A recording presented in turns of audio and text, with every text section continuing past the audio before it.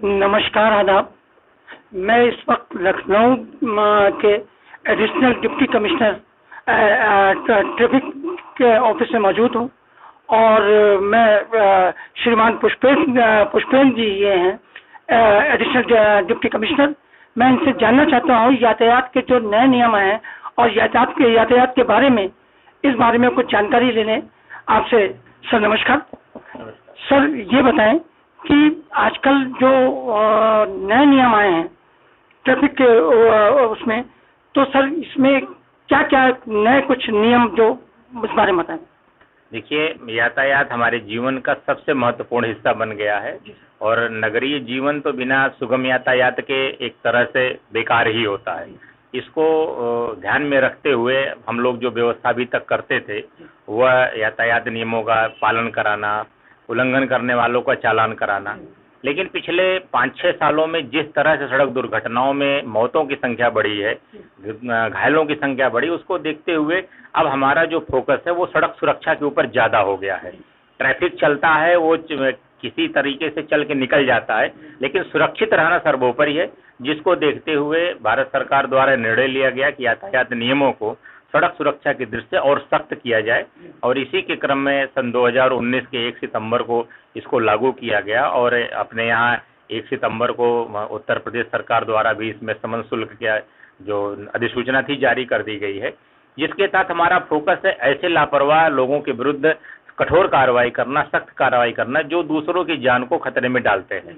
Over speed करने वाले हैं, ड्रंक एंड ड्राइव चलाने वाले हैं और लापरवाही और खतरनाक तरीके से गाड़ियां चला रहे हैं। ऐसी गाड़ियां जिनकी फिटनेस खराब है और पूरे पर्यावरण को प्रदूषित कर रही हैं और वो धुआं और वो शोर का जहर हमारे अंदर जा रहा है, हमारी सुनने की शक्ति कमजोर हो रही है, हमारी बीमारियां फैल रही हैं। इनको देखते हुए प्रदूषण के मानकों को बहुत सख्त किया गया है। पीछे भी टीनेजर्स द्वारा गाड़ी चलाने की घटनाएं बढ़ गई थी, वो तो डेंजरसली गाड़ी लेके निकल जाते हैं, बाकी लोग दुर्घटनाग्रस्त हो जाते थे। ऐसे में टीनेजर्स द्वारा गाड़ी चलाए जाने पर पूर्णतः प्रतिबंधित कर दिया गया और इसमें उसके गार्जियन को जेल तक किए जाने के प्रावधान नियमों में किए गए। नियमों को इस तरह से सख्त किया गया है ताकि आपको नियमों को तोड़ने से पहले डर लगे। सरकार ने साथ ही साथ सुनवाई की व्यवस्था भी की है, यातायात के अधिकारियों को अधिकार प्रदान किए गए हैं, न्यायालय की व्यवस्था पहले से थी। साथ ही साथ 2 चीजें नई जोड़ी गई।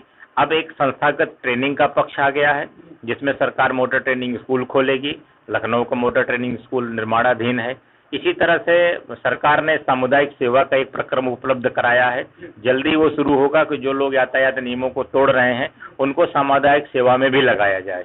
उनको चौराहों पे खड़ा करने की सजा दी जाएगी कि आप खड़े होकर के लोगों को बताइए कि नियम न तोड़िए। इसी प्रकार से जैसे सड़क दुर्घटना में लोग घायल हो जाते थे, लोग उनकी मदद नहीं करते थे, लोगों को लगता था कि कौन पछड़े में फंसेगा। सरकार ने कहा कि नहीं, ऐसे लोग हमारे नेक इंसान हैं, इनकी रक्षा होनी चाहिए। सरकार ने इस नई व्यवस्था में यह व्यवस्था दी है कि कोई भी व्यक्ति जो किसी घायल व्यक्ति की मदद करेगा उसे किसी मुकदमे में नहीं रखा जाएगा, उसे गवाह नहीं बनाया जाएगा, उसका नाम नहीं नोट किया जाएगा। और तो और यदि उस दौरान वह मदद में अपना कोई नुकसान होता है तो उसको 2000 रुपए की आर्थिक मदद भी दी जाएगी, जो पुरस्कार और प्रोत्साहन के लिए होगी। तो सरकार ने इस नए अधिनियम में बहुत सारी ऐसी व्यवस्थाएं की हैं जिससे सड़क सुरक्षा को हम सुनिश्चित कर सकें, दुर्घटनाओं को रोक सकें और अल्टीमेटली एक सुरक्षित, सुगम और अनुशासित यातायात लखनऊ को दी जा सके। सोशल मीडिया पे खबरें आ रही हैं कि जो जैसे आरसी वगैरह, पेपर वगैरह गाड़ी के साथ रखने पड़ते थे, लेकिन हार्ड कॉपी रखनी पड़ती थी।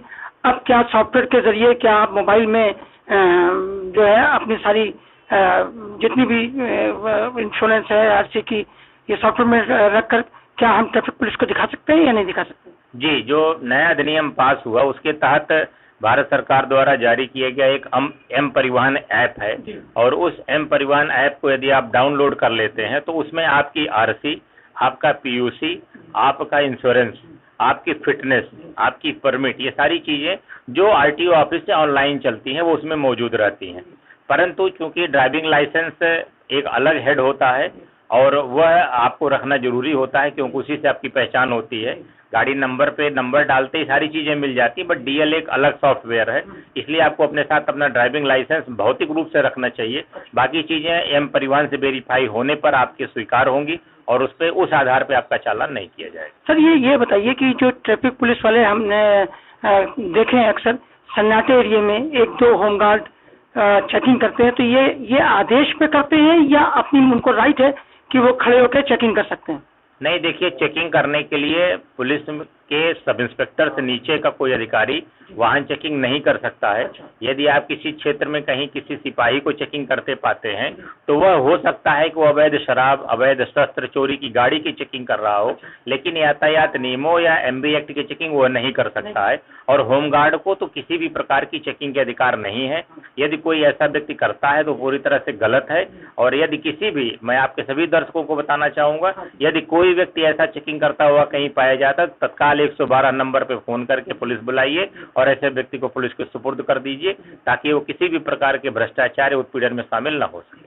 सर, ये बताइए कि जो आजकल जगह जगह अवैध पार्किंग लोग मतलब अनऑथराइज्ड जगह पे ये अवैध पार्किंग खोले, तो सर इस बारे में कुछ कार्रवाई हुई या कुछ यातायात के नियम में कुछ ऐसा? देखिए, यातायात की बहुत बड़ी समस्या होती है पार्किंग, क्योंकि यदि पार्किंग नहीं है तो लोग सड़कों पर, गलियों में, फुटपाथों पे पार्क करते हैं, सड़कें पतली हो जाती हैं, जाम की स्थितियां उत्पन्न होती हैं।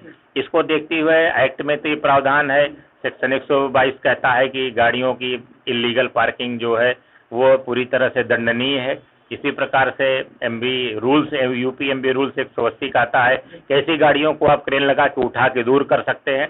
हमने इसका अभियान चला रखा है, प्रतिदिन लगातार तीसरा दिन है और प्रतिदिन हमने 800-900 के आसपास ऐसे अवैध पार्किंग वाली गाड़ियों का चालान भी किया है।